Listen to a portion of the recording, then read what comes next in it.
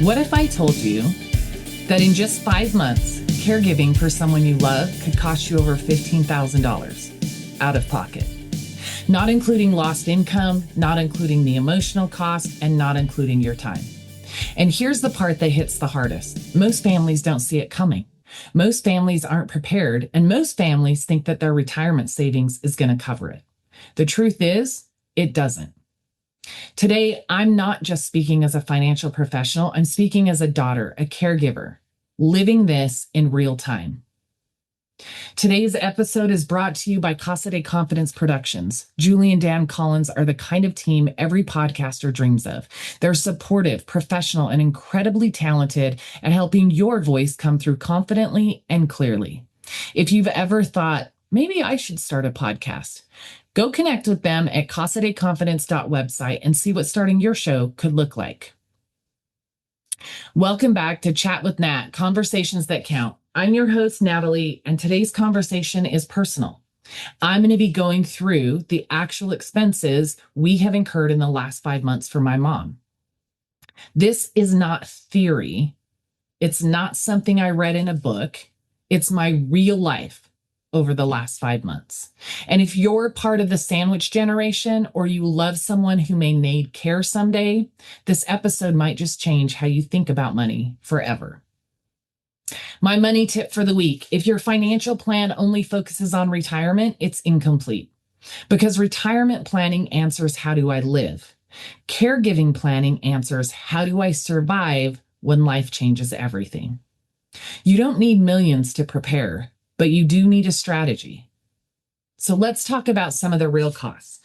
This is what in the last 5 months, the financial expenses have looked like in my world. An adjustable bed, $8,000. A standing frame, $500. Bedside commode, $200. Toilet frame, $50. Bed gowns, $400. PureWick system, $600. Not including the $230 a month to get the disposable external catheters to go with that. Dressers and shelving for supplies, around $500. Monthly supplies, those run about $1,000 a month. Now that does include that cost for those PureWick external catheters I mentioned before, but it's all the supplies, creams, bedpans, briefs, whatever it looks like, bed pads, not pans, whatever it looks like to actually physically care for my mom. A respite caregiver, $200 a week. Hospital copays, $1,500. Feeding pouches. I've got a friend who uses these for her mom who has advanced Alzheimer's, and I've recently shifted my mom to 100% puree, and so I'm going to try them out and see if they make feeding time a little bit easier for us as well. An air mattress cover that automatically adjusts to help prevent bed sores, $250. And an air seat cushion, $20. And that's just what I can put a receipt to. I can guarantee you we've spent more on other things that didn't come to mind easily when I was putting this episode together. Let's pause for a second. That's over $15,000 in just 5 months. Now, I don't have to buy an adjustable bed every month, every 6 months or whatever, but it's an example of how when mobility decreases, you need different things than you've utilized in the past, and some of them are extremely expensive. But that $15,000 doesn't include the lost time in your business or career, missed income opportunities, emotional and physical tolls, the mental load of decision making, and this is the part nobody talks about. Y'all, I own my own business. I'm a financial strategist. Okay, so I help people plan for retirement. I help them plan for their caregiving needs. I help them plan for their kids going to college, whatever it might be. However, I just made the second shift in my calendar on when I'm available based on my mom going bedbound a week and a half ago. When her significant decline started back in November, I had to change up my schedule a bit. But now the mornings are very intensive with my mom, getting her ready, getting her cleaned up, making sure she's comfortable for the day, all of the things. And so I have now blocked my schedule out that I don't start until noon, except for a couple of morning calls that happen during the week before my mom wakes up. I never get my mom up before 9 or 10 a.m. So that means I have to shift more of my work later into the day and lean on other people to fill in the gaps for what my mom might need while I'm working later in the day. This could mean missed income opportunities for some of you. For me, I can still, like I said, put those appointments in other places in my calendar on different days, later in the day, etc. But for some people, they don't have that ability to do that. That emotional and physical toll is so real. It's absolutely so real. Caregiving is heavy, it's hard, it's beautiful, and it is a blessing all at the same time. And the physical toll over the last 5 months, up until a couple weeks ago when we went bedbound. Actually, when did we go bedbound? It was 2 weeks ago today? Last Sunday? My gosh, I can't even remember now. But I was supporting the majority of my mom's weight over the last 5 months. And in the month or two up to choosing to go bedbound, my mom's legs were like baby giraffe legs.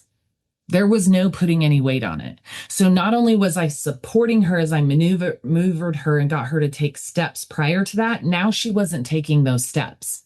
And it was a couple weeks ago, the second time I had to just hold her and slowly fall back onto their bed to get her into bed at night, that I thought enough is enough. I'm going to severely injure my back or hips or legs or something. And me getting injured, me struggling to that level to support her, not only is not safe for me, but it's extremely unsafe for her. And that was the catalyst for this change we made. I knew that physically something was going to happen if we didn't make a shift. So I am still very physically involved, rotating her in bed when I'm getting her cleaned up. I call her my little roly-poly now. She kind of chuckles when I say that, but I'm rolling her this way or that way to do whatever I need to do. So there is still a physical toll. It's just different. And then there's the mental load of decision making, when to do A, B, C, or D, who to listen to, how to advocate for your person. That is heavy, y'all. It's heavy. And those are the things that people need to be aware of. I am not trying to talk you out of caregiving. I would tell anybody it is the biggest blessing that I am incredibly grateful for of anything I can think of next to my son. But it is hard. And so I think it's something that no matter how many books you read, how many people you listen to, how many conversations you have with specialists or people that have walked this path before, nothing can fully prepare you for your situation because every person is different. Every diagnosis is different. And the speed of which things happen is also unknown, right? So you're constantly having things thrown at you that you have to adjust to. You have to make decisions about. So the reality check here is that we get told, hey, max out your 401k. Save for retirement, invest in the market, right? Whatever those things are that we've heard. But nobody says what happens when you become a caregiver before retirement. What happens when your parents need care now? What happens when life doesn't follow your timeline? What happens if you or one of your children has something happen younger in life that requires care? Let me tell you, caregiving does not wait for you to be financially ready. So if you are not starting when you're healthy and you're happy and you're living your best life, you are going to struggle later when you need those funds. But that preparedness does not take a lot. And that's what I talk to people about all the time. I am so grateful. I am grateful that I knew how to set my parents up financially. I am grateful that we have the means we need to get what we need when we need it. And I'm grateful that I can build my business around my family, because without that, this story looks very different. I became a single mom at 5.5, and I didn't get to build my job around my son and parenting. I had to fit it in around my job. That's why when I got into the financial services industry and I became a financial strategist 7 years ago, my number one thing was taking my time back so that my life could be the foundation and I could build my business around that. That meant I could show up where I needed to, when I needed to, for who I wanted to. Okay. So here's where most people go wrong. Most people believe I'll figure it out when it happens. The insurance will cover it, or my savings will be enough. But caregiving is not a one-time expense. It's a slow, consistent drain on your finances. And if you're not prepared, you're looking at stress, debt, hard decisions you shouldn't have to make. Now, it's not to say that there is no stress involved. I've already talked about that. It's not to say that there aren't hard decisions, because there absolutely are. But the debt piece, that part can be a complete game changer. See, for us, we don't have to stress because we put things in place and the money is there. Financially, we are not ever concerned, which means we can focus on the other things that are vitally important and take care of the expenses when necessary. So what is financial preparedness? It's not just those retirement accounts, y'all. It's having liquid access to your money, protection for your income, plans for long-term care and chronic illness with living benefits, systems that allow flexibility in your life and work, and a strategy that works while you're alive, not just when you retire. Because this is when money matters most. It is so important to not just have the long-term care or the living benefits or additional savings and investments that you can tap into. It is vitally important to have those money in the right places so that you can access them. Remember, I said a lot of times caregiving comes overnight, capital NOW. It happens right now. You've got to step into place. You have to be able to get a hold of money when that happens. If you have to set up your home overnight or find a facility overnight, all of that is going to cost money. Where are you going to get it from? Do you have your money growing in financial plans that protect it, keep it accessible,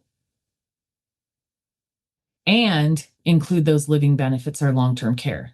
Now, that's one thing. I was not in this industry earlier on in my parents' lives before they went through some other medical issues when they were younger that disqualified them for long-term care and living benefits.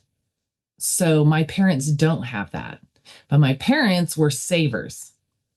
And because they were savers, when the time came, we just put the money in the right places to make sure that it would not just cover retirement for them, but it would cover all the expenses that were going to come along with my mom's care that we knew was coming, and potentially my dad's care in the future.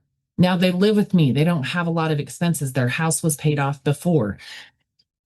But at the end of the day, having that money and having some of it someplace you can get to right away, absolutely imperative. I'm a huge proponent of fixed index annuities that you can turn on a lifetime income from. We turned on income from one of my moms, and that paying out every month covers her monthly supplies and covers our respite caregiver. So it's not even touching their retirement funds. We're not even dipping in to their actual retirement that comes in every month, because we had an account set up that we just flipped a switch and it sends a certain amount of money, and we were able to allocate exactly what that's going to cover. Okay. They've also got a couple of other ones, one for the future for my dad, and a big one that's just accumulating cash for the if and when something bigger needs to happen. Listen, when my mom was in the hospital, I sat with people who said, you need to put her in a home.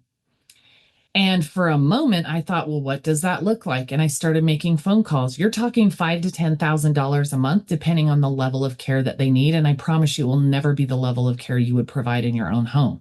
Now, that being said, I am not saying everybody should be a caregiver. Some people are just not wired to be. but you're going to want to tour facilities. You're going to want to put your loved one in the best place possible. And with the best place possible comes a big old price tag. And then when I said no to putting my mom in a home, I sat with a company that provides caregivers in your home. And their recommendation was that I had 16 hours of caregivers coming in every single day. Y'all, that was going to be $5,000 a week. And that's not even 24-hour care. And then I sat and I thought through everything they said. And I'm like, why am I going to pay somebody $5,000 a week to sit in a room with my mom that I'm already in or that my dad is in? Because it's not all the time hands-on. My mom sleeps a lot. Okay. So that was another hard no for me. We're going to keep figuring this out on our own for as long as possible. So care facility, $5,000 to $10,000 a month where I live. In-home caregivers for only 16 hours a day, $20,000 a month. And on top of that, we would still be buying all of the supplies, all of the everything, because Medicare does not cover bed pads. It does not cover briefs. It does not cover catheters. It does not cover air mattresses so that your person doesn't get bed sores. It does not cover. Now, it does provide for some of the medical equipment you might need, like a wheelchair, things like that, but it's not covering those. Medicare is not going to buy my mom the rear open gowns that make it easier to care for her with her being in bed. They're not going to buy my mom a new wardrobe. They're not going to buy me dressers and organizers to put everything together in a way that I can just move from thing to thing. Okay. That's not, the insurance isn't covering that stuff. So TikTok, be aware of that. Okay. Putting systems in place is life-saving as a caregiver. But to put those systems in place often costs money in chunks, lump sum chunks. And that's the realm we've been in this last 5 months. But I talk about this so much, the cost being prepared, statistics, averages, whatever. Today, I wanted to bring you real life numbers that we're dealing with in a 5-month window of time. Because I can give you all the statistics. I can give you other people's numbers, and that might not be your story. Most importantly, it's not all inclusive. And so I wanted to open the books and give you a peek of what that's looked like for us. Now, again, I said we had some really big expenses that we're not going to have going forward, but still you're looking at a couple $1,000s a month between the supplies, the respite caregiver, food. There are certain things. One of the things I really focus on with my mom is high protein, including fiber, and trying to keep her diet somewhat not low calorie, but controlled caloric intake. And so there are certain things for her diet that I order. There's a cost to those as well. So those are the things I want you guys to be aware of. Those are the things people think I need to be prepared for care. Okay, long-term care covers everything. No, it doesn't. And long-term care is not going to kick in until you can't do 2 of the 6 daily activities of living. So until you can't dress yourself and feed yourself, or until you can't transfer yourself out of bed, whatever, right? Until 2 of those aren't happening, long-term care doesn't kick in. And you have to be very careful and make sure that your long-term care policy is all-inclusive, because a lot of long-term care policies don't cover a cancer diagnosis. But living benefits will. And just like life insurance, the sooner you get them, the younger you are when you get them, the less expensive they are. And you can actually get them attached to life insurance policies that make everything less expensive. So those are the things I want you guys to know. Those are the things, that is my reality that I want to share with you, in the hopes that it opens your eyes and it opens your ears to looking at your financial plan and making sure it's all inclusive. And if it's not, please reach out. Let's have a conversation. I want to look at what you have in place so I can help you identify what to add to that. Now, unless you have something that's just whack-a-dack, I'm not going to recommend you move everything around. I'm going to help you make sure that your money you already have is in the right places. I'm going to make sure you understand how the accounts you already have work. And then I'm going to help you identify what things will fill in the gaps that your plan doesn't already include. Okay. Those are the conversations I want to have. I'm not here to judge. I am here to help you prepare better for the future so that your loved ones don't become a financial burden on you and you do not become a financial burden on your children. That you have the ability to ensure the people you love most continue to live with dignity, that you personally get to live with dignity, no matter what life throws at you in the future. My mom would hate the situation she's in now if she knew. My brother and I have had that conversation several times. She would hate it. My mom was very independent. She was very proud. And the one thing I know I'm giving her every day is dignity in the way that I care for her, in showing up for her. And so if that is important to you, I want to make sure you can do it without the stress of finances, because caregiving, there's always something to worry about. Things are shifting, things are changing, medications, doctors, whatever the case may be, there's always things to worry about, and your finances shouldn't be one of them. So here's my hot take at the end of this episode. If your financial plan doesn't account for caregiving, it's not a plan, it's a guess. The cost of guessing being wrong is everything I just walked you through in this episode, plus the stress of having to figure it out in real time, either yourself or your children someday. If this episode hit home for you, if you're in the sandwich generation, if you've seen this happen in your own family, or if you know it's coming someday because of a diagnosis, don't wait. Reach out to me. Message me through the show notes through the podcast link. You can send me a direct message. You can find me on Instagram at Natalie Keim.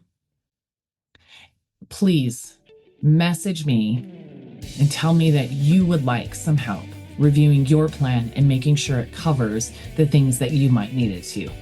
And let's work together to build something that actually prepares you for real life, not just retirement.